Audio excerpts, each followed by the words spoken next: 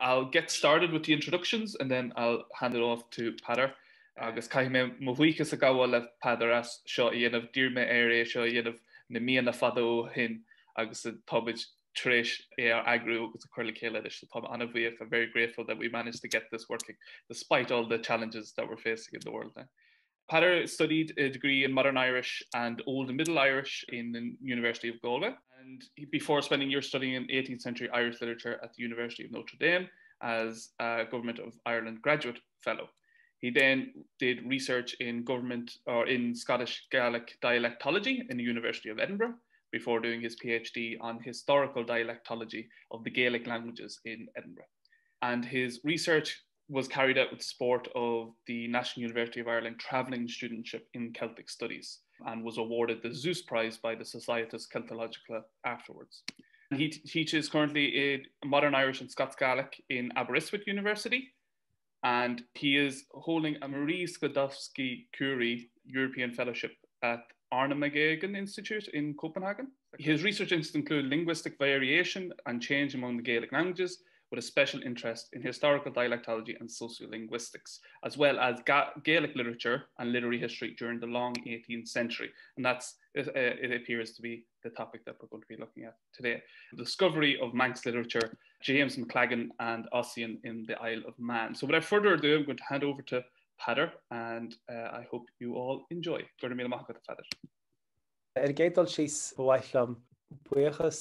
Gáil le Stiofán agus léacht agar na comhdháil as an gcuide leart líb trú na nniu. Dwi'n bheolchgar iawn am y gwahoddiad I siarad chi heddiw. And I'd like to start by saying that I've been very heartened to hear some of the excellent papers over the last few days across the whole wide range of Celtic Studies research taking place all over the world. As some of you know, and indeed some of you may remember, students at Aberystwyth were very involved in the establishment of the Association of Celtic Studies and see it going from strength to strength. It's not over yet, but I would like to take this opportunity as the second of two plenary talks to congratulate the organisers on doing a really fantastic job under what has been very difficult circumstances over the last number of months.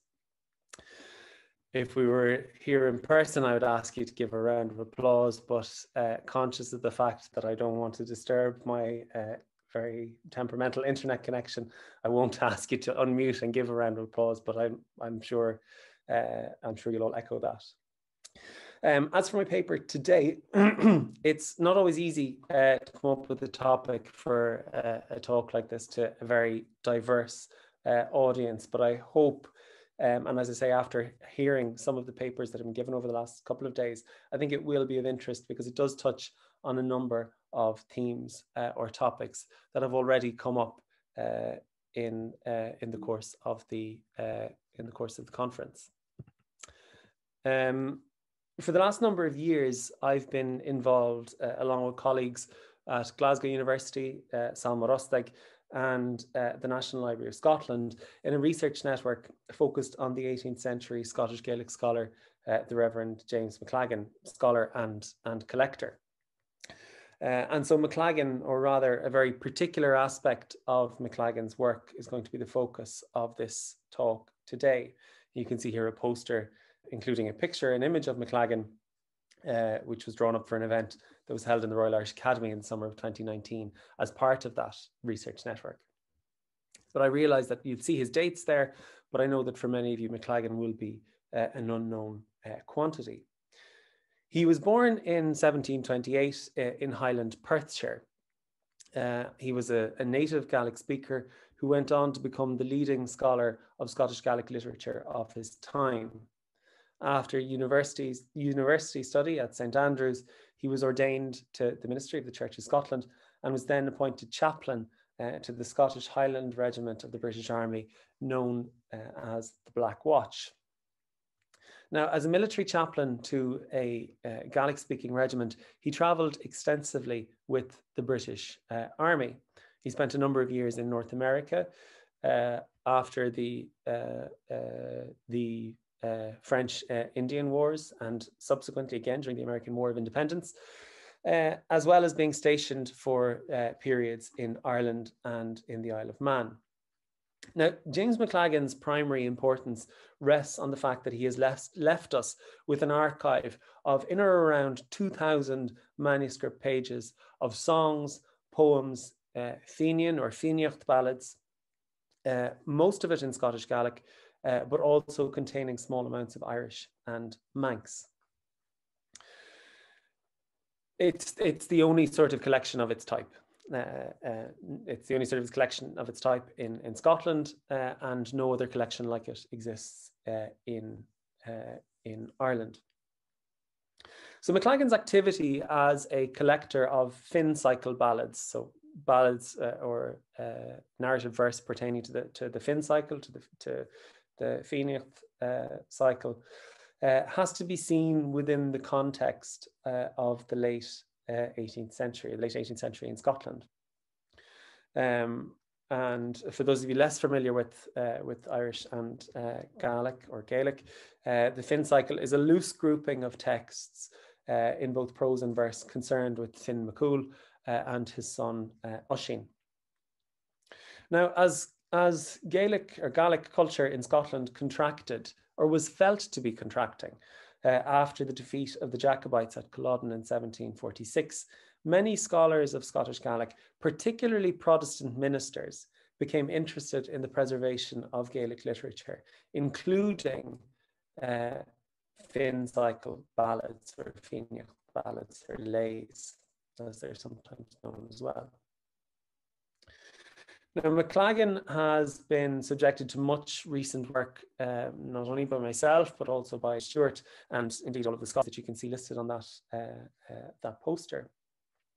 But it's important to remember that McLagan himself was also part of a network of scholars, many of whom had studied for the ministry at St. Andrews in the 1740s and 1750s. So that there's a sort of a group that we can talk of in this period emerging from St. Andrews University around the same time. Now, another slightly younger Scot was being educated at Aberdeen. And for all of McLagan's undoubted importance, it's this other person who would set Gaelic literature up in lights on the world stage. James Macpherson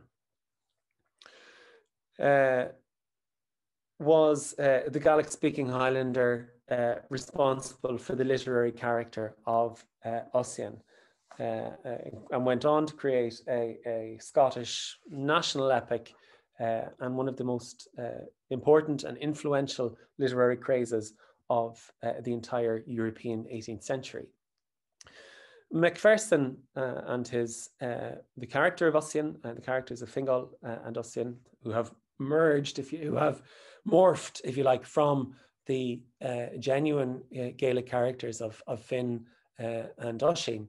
This Macpherson's creation became, and still is, the most significant intersection between Gaelic literature and world literature that there has ever been. It is hard for us in the 21st century to fully grasp the importance and the impact that the poems of Ossian had on consumers of 18th century literature. Macpherson took Finn cycle material and repackaged it in English for a new audience, often playing fast and loose with the original texts from which he drew inspiration. But of course, in that sense, he was doing the very same thing that so many authors have done with Feniacht material or Finn cycle material, that is, testing the bounds of the cycle itself. Now, for most of its long history, scholarship on Macpherson's Ossian has been obsessed with source tracing and with questions of authenticity and inauthenticity. Almost from the outset, from the 1760s already, we have that obsession with source tracing. But from the late 1980s onwards, there has been a perceptible and welcome change of direction in scholarship around Macpherson and around Ossian. and his sometimes radical reworking of traditional Finn cycle narratives. And this change of direction has involved a move towards a more nuanced appreciation of Ossian's importance and influence in and on European literature and intellectual history. So as part, just to give you a brief synopsis, as part of this recent wave of Ossianic scholarship, we've also seen a reassessment of the influence and importance of Macpherson and Ossian in both Irish and Scottish Gaelic literature and literary culture. Mícheál Mac Rath, in particular, has led the way for Irish scholars in that regard, while Chomdháil Mhic has brought new insights to bear on the Ossianic influence on Gaelic Scotland. In both Ireland and Scotland, the work of Mícheál Mac Rath and Chomdháil Mhic has been built on by a subsequent generation of scholarship, including Léinn Cheiltigh, Sam Morostig, and Léinn Cheiltigh of NUI Galway. Both Mícheál Mac Rath and Chomdháil Mhic contributed chapters to the important 2004 volume edited by the German scholar Howard Gaskell, titled The Reception of Ossian in Europe, which included examinations of the reception of Ossian not only in Ireland and Scotland, but England, Wales and Brittany, France, Germany, Hungary, Poland, Russia, Italy, Spain, Portugal, as well as reassessments of the influence of Ossian on European fine art and musical composition. So when I sell this to you as being something which was of fundamental importance to European literature in the 18th century, you might think at first sight that I'm over-egging it, but I'm not. So the influence of Ossian on all of these languages, on all of these contexts, has been examined and has been worked through. Manx, so often referred to as the Cinderella of the Gaelic languages, did not make the cut for this book in 2004. And this perhaps isn't entirely surprising. Even if there had been a sensible person to ask, very little Finn cycle material has been preserved in Manx, if indeed much ever existed. Whereas both Irish and Scottish Gaelic supply us with a vast corpus of Finn cycle literature from every period of those languages. Pan-Gaelic history, to suit his own brand of 18th century Scottish cultural nationalism, this was regarded as an affront by Irish scholars and elicited a response from them. In essence, it was felt, and indeed it was the case, that Macpherson had appropriated this common Gaelic tradition belonging to Ireland, Scotland and the Isle of Man, had appropriated it to Scotland only. But even contemporary 18th century commentators on the Ossianic controversy in both Ireland and Scotland largely ignored the Isle of Man. So in this paper today, I want to look at Manx and its literature, and to sketch out the role of Ossian and the role of James McLagan, as I see it, in the preservation of Manx secular literature. I should say at the outset that I'm going to confine myself today to the 18th century and to the 18th century only. There are some translations of Macpherson's Ossian into Manx that appear in the later 19th century, along with other mentions of in 19th century antiquarian works. These are all very interesting for their own sake, but they're beyond my remit today. What I want to do today instead is to focus on the 18th century only. Now, so what do we have to work with in terms of Manx literature in the 18th century? It's not particularly extensive, and despite some gems, it contains nothing of the literary merit that we see in the best of 18th century Irish and Scottish Gaelic literature. Manx literature is overwhelmingly religious, and this religious literature is largely translated from English to Manx. It includes a very large corpus of sermons, a large corpus of the Manx religious songs known as carvels, and a number of printed translations of other devotional or religious works. So these include Manx translations of the Principles and Duty of Christianity, the Christian Monitor, and Milton's Paradise Lost. The largest and most significant piece of Manx literature, however, is undoubtedly the translation of the Bible into Manx, which was completed in 1772 and then published in full, I think, in 1775. But today, again, I'm more to cut us down even further. I'm more concerned with the secular literature of the Isle of Man during the 18th century. All of it in the form of verse. This is a much, much smaller corpus, but one with a greater relevance, for obvious reasons, to Macpherson's Ossian and also, as we'll see, to James McLagan. Taking all the literature known to have been committed to writing during the 18th century, we're left with these few items that you see, or you should see, on your screen. And I've divided them up as follows. So first, you'll see that there are two historical ballads. The first and oldest linguistically is the Manx Traditionary Ballad, which is a verse chronicle of the history of the island. And the second is an elegy on the death of William Christian, the Manx patriot known as Illiam Down, who was executed in 1662. Then we have the single item of Fíneacht verse, known from the Isle of Man, the ballad known in Manx as Finis Ossian, corresponding to the Irish and Scottish ballad on the burning of Finn's house, the narrative of which some of you will know is first found in the late Middle Irish tale Aglah na Seanóireach. And then bringing up the rear, so to speak, is a number of shorter verse items and folk songs, including some Manx translations of the verse and drinking songs said to have been composed by the 17th century Bishop Rutter, who was bishop in the island. Now, granted, what we have is not much, and it almost certainly doesn't represent all of the folk songs circulating orally in the Isle of Man during the 18th century. And as I said, when we compare it to the literary wealth found in Ireland and Gaelic Scotland at the same time, it does seem rather anemic. But nonetheless, it gives us some background and a sketch of what Manx literature is known to have been committed to paper during the 18th century. That is the bit that I would emphasize, that we have here Manx secular literature known to have been committed to paper during the 18th century. So in the rest of this talk then, what I want to do is to demonstrate or to argue that although he was a Church of Scotland minister, James McLagan played a crucial role in the preservation of this secular literature in Manx. Now, McLagan was first sent to America in 1764 to serve with the Black Watch, and he spent a number of years there, returning with the entire regiment in the summer of 1767, arriving into Cork. And you can see the report of their arrival reported in the Belfast newsletter on the 1st of September.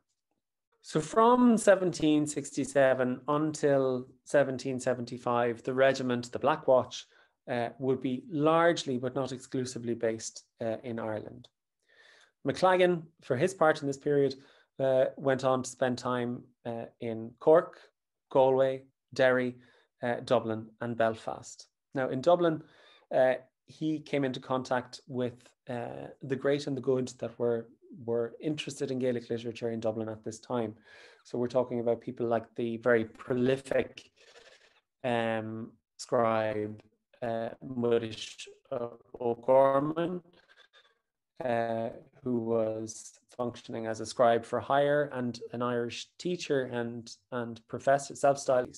Also people like the English-born antiquarian and military engineer Charles Vallancey, who was one of the major antiquarian scholars interested in Irish at this point. And most importantly of all, probably the scholar and historian Charles O'Connor of Ballinagare, the preeminent Irish Gaelic scholar of the 18th century. After a period in Dublin, McLagan, along with some of the regiment, went on to be stationed in Antrim. And Writing to O'Connor, to Charles O'Connor of Balnagar, his newfound friend, or recently found friend, and certainly a kindred spirit in intellectual terms. Writing to O'Connor from Belfast in May of 1771, McLagan signed off by asking O'Connor to present his compliments to Dr. Carpenter, Dr. Carpenter being the Irish scholar and Catholic Archbishop of Dublin at the time, as well as to Mr. Gorman, who we can safely assume is Muircheartaigh Gorman, the Irish scribe that I've just mentioned. He adds a very important postscript to this letter to Charles O'Connor, where he says that he's expecting to be in Belfast until the middle of June in 1771, and that then he would set out for the Isle of Man. By December of 1771, however, James McLagan was back in Belfast, but writing to Alexander MacDougall, he gives a description of the island to his correspondent, which allows us to extrapolate that in the interim between between May and December of 1771, McLagan had indeed visited the Isle of Man. He said, "I had an intention of visiting the Isle of Man, and this I have some time ago accomplished." And he goes on to give observations on the language, which is very interesting because McLagan he's a native Gaelic speaker who is exposed to Manx at a time when Manx is in reasonably good fettle in the Isle of Man. He says the language of the island is a dialect of the Scots Gaelic to this day, which, considering that we are separated from each other for 1,600 years at least, differs surprisingly little, and that little consists mainly in the pronunciation. A Highlander would soon be the master of it. They still preach and plead in Gaelic and have translated several books into it and are now translating more. I got a copy of most of them from their worthy good bishop. There is no difficulty in understanding them, though they differ in their orthography from us and the Irish. And we've already heard about some other assessments of Manx, less charitable assessments of Manx orthography earlier today by Irish and Scottish scholars from Christopher Lewin. So you can see that McLagan takes a rather enlightened view of Manx orthography. Now, while in the Isle of Man, McLagan appears to have had two main scholarly contacts. These were the Reverend Philip Moore and Moore's protege and student John Kelly. Both men were heavily involved in the translation of the scriptures into Manx, and Kelly, from the 1770s onwards, was engaged in compiling a Manx dictionary. And in that dictionary, published long after Kelly's death under the entry for Gaelic language, he notes, when the Reverend Philip Moore and myself were engaged in preparing the Manx translation of the Holy Scriptures for the press, the Reverend McLagan, chaplain to His Majesty's 42nd Regiment of Highlanders, frequently visited us and often assisted us in the recovery or the application of obsolete words, which is an observation which is enough to make any modern lexicographer, it would send a shiver down their spine. The Reverend Philip Moore is a fascinating character in his own right and is probably the most important character to come into contact with McLagan on the island. He was, among other things, the general editor of the Manx Bible and a well-regarded and charismatic teacher at Douglas Grammar School. He was described upon his death as eminently distinguished as the divine, the gentleman, and the scholar.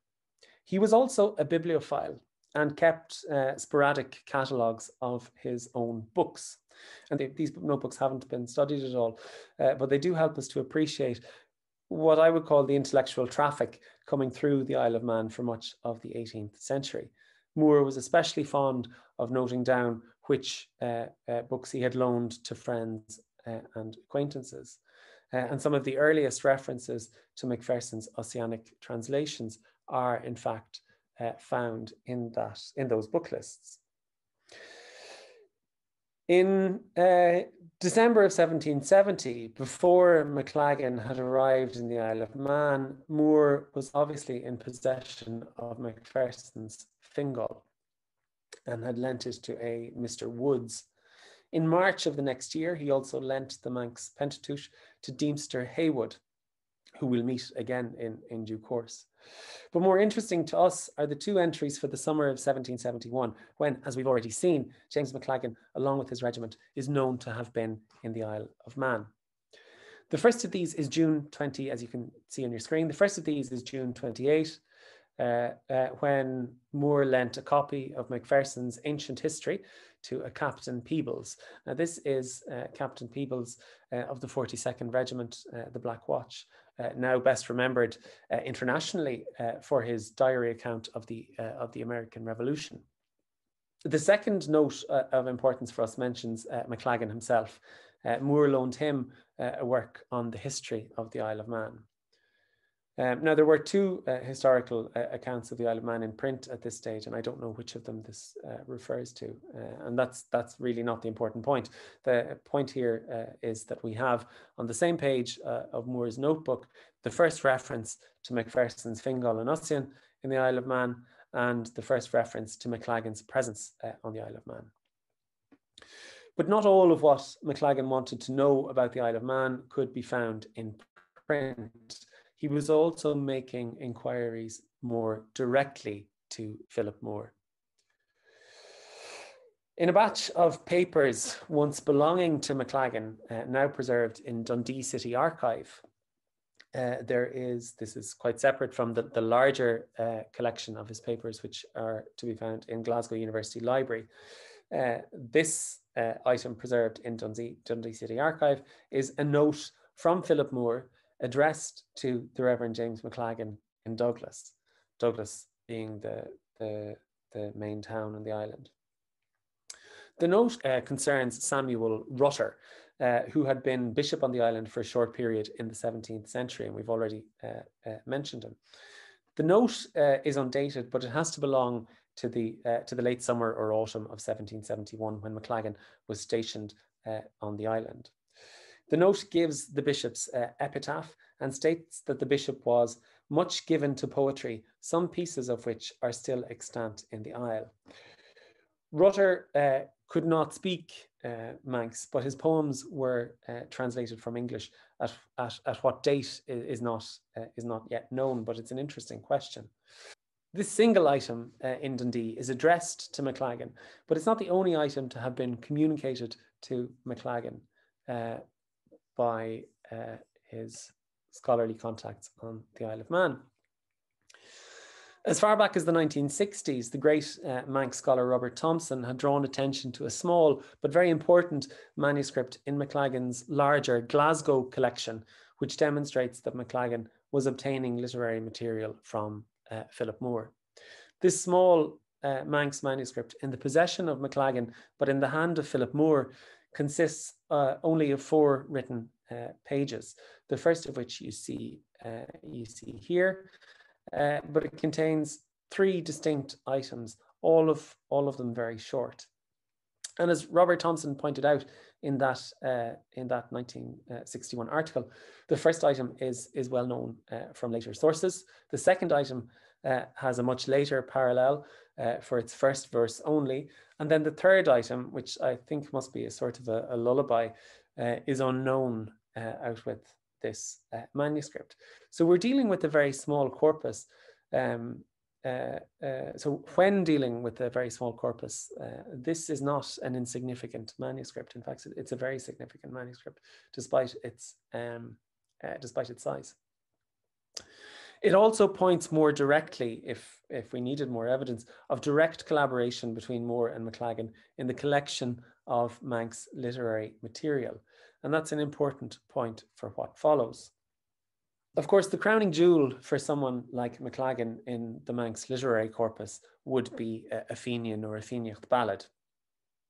And by the time he visited the Isle of Man, MacLagan had already acquired Finn cycle material in Irish, as well as his very large and significant collection Scottish Gaelic fin cycle and material in the form of fíneacht ballads and líocha. He wouldn't have missed the opportunity to acquire Manx material. And in the Isle of Man, we know of only one single fin cycle ballad. On the 3rd of September 1771, when we now know McLagan to have been in the Isle of Man, on that date, Charles Vallancey, the antiquarian who I mentioned earlier, wrote to Charles O'Connor of Balnagar, the great Irish scholar of his time, saying, "My correspondent in the Isle of Man," that is to say McLagan, "has picked up a curious fragment of Ossian. I've attempted to correct the orthography on the opposite page, which wants your further correction. He promises more, which is in the hands of some old people in the island." Vallancey's handiwork I've discussed elsewhere in the Zeitschrift für Keltische Philologie previously, but it's his corrected orthography is not particularly correct, but the first two that he sent to Charles O'Connor is now preserved in the Royal Irish Academy in a scrapbook belonging to Charles O'Connor. And that copy of Finis Ossian in the Royal Irish Academy is one of 3 of the earliest copies of the poem, and they agree closely with one another, and so you can see them outlined there on your screen. Of these, text, what we'll call, or what has become known as text M, is in the hand of Philip Moore, but contains a translation of text W. So there's slightly differences between them, but the manuscript M is in the hand of Philip Moore, but with a translation of text W. Now, during a very brief visit to the Manx Museum a couple of years ago, I identified the hand of W as belonging to John Kelly, but suggested that he copied it under McLagan's supervision. I now actually think, having had more time to think about it, I think that the hand actually is probably that of James McLagan. Either way, the evidence points squarely in the direction of all 3 copies being intimately connected, being made around the same time, and being connected to Philip Moore, John Kelly, and James McLagan, all being involved in the collection of Manx verse in the summer of 1771. So clearly there was a coherence to this collaboration between the 3 men. Our evidence for the extent of this collaboration, however, is not as complete as we would like. Although the ballad Finis Ossian is the most important, probably, item of Gaelic literature from the Isle of Man, from an Irish or a Scottish perspective, its significance from a Manx perspective pales in comparison with the Manx traditionary ballad, a verse chronicle which provides an origin legend for the Isle of Man in a way which is reminiscent of the Duan Albanach in Scotland, for those of you familiar with that text, or even, I would go so far as to say, the Lower Goala in an Irish context.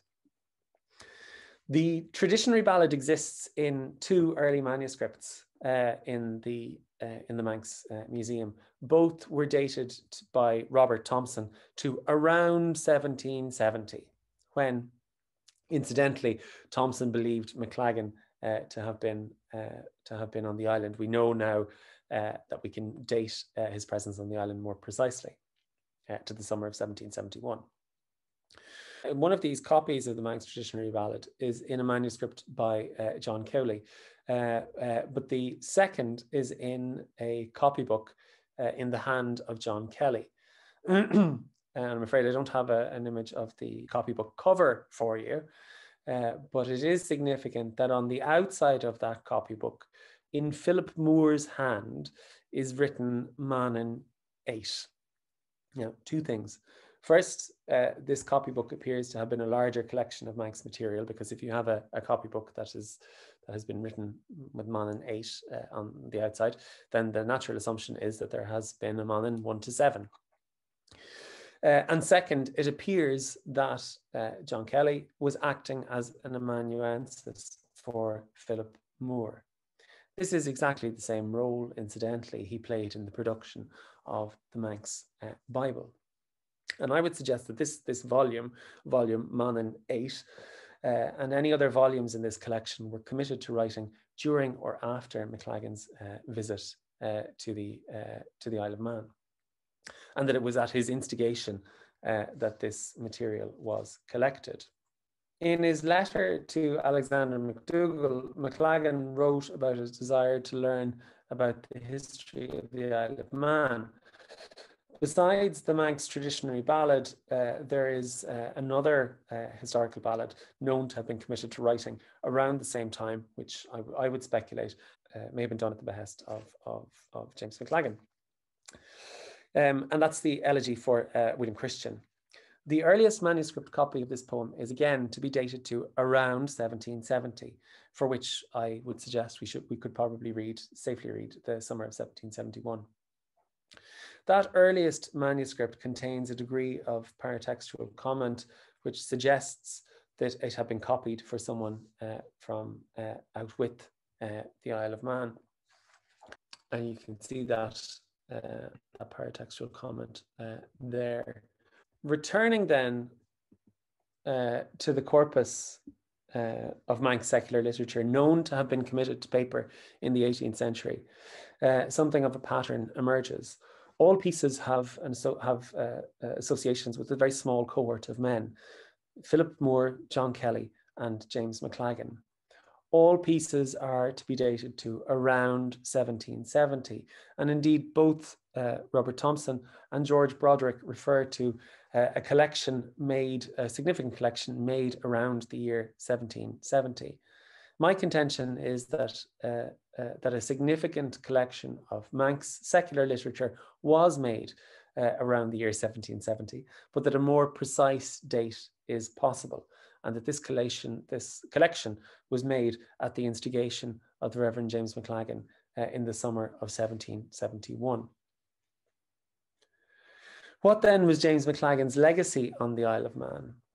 Well, in 1789, 2 decades after McLagan's visit, the Icelandic scholar Grímur Thorkelin, who it just so happens I'm working on a project for unrelated reasons, a project on Thorkelin at the moment in Copenhagen.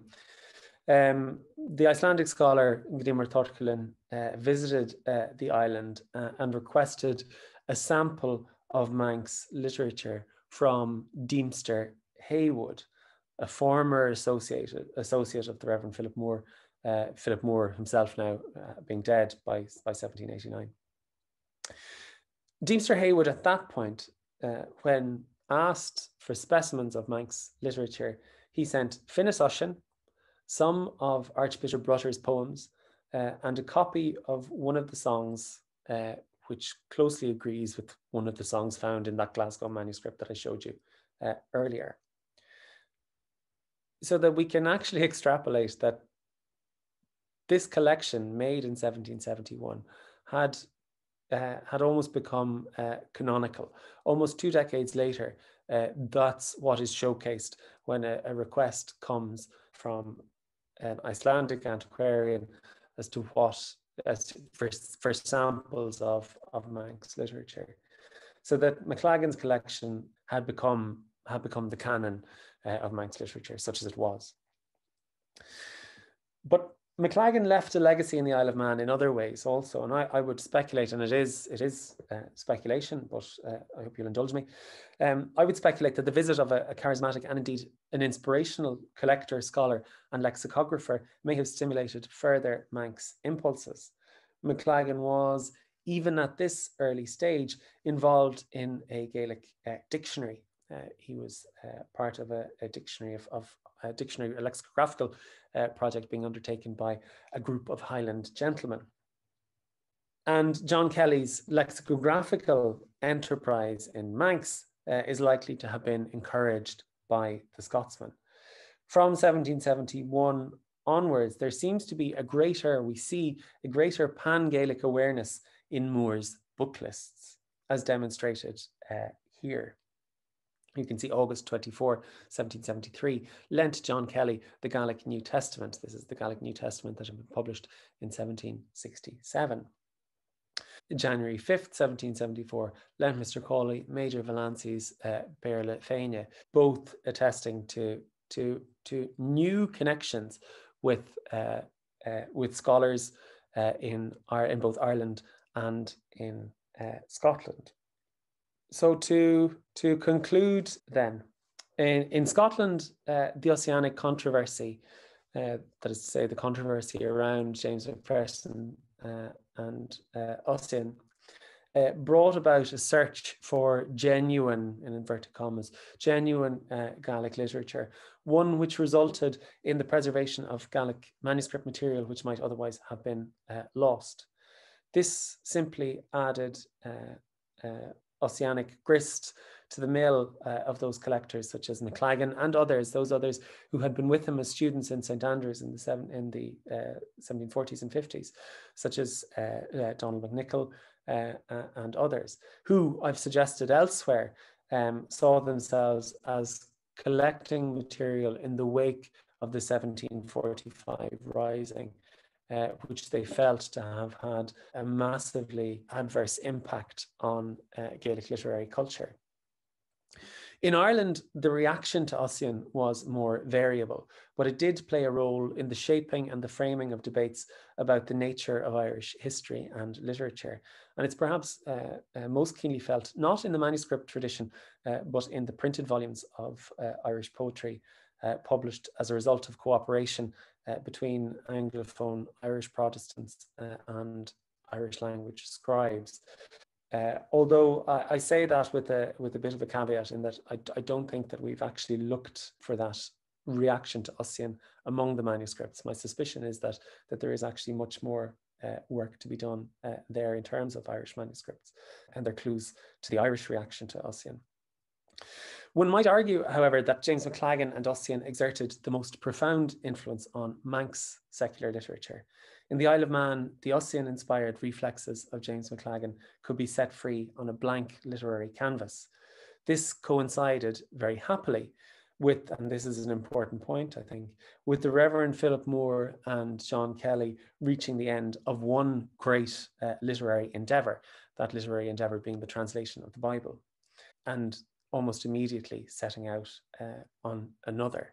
So that, with concluding in one sentence, as fragmentary as our picture of the summer of 1771 may be, there is little doubt but that in many ways it was the beginnings of Manx literature.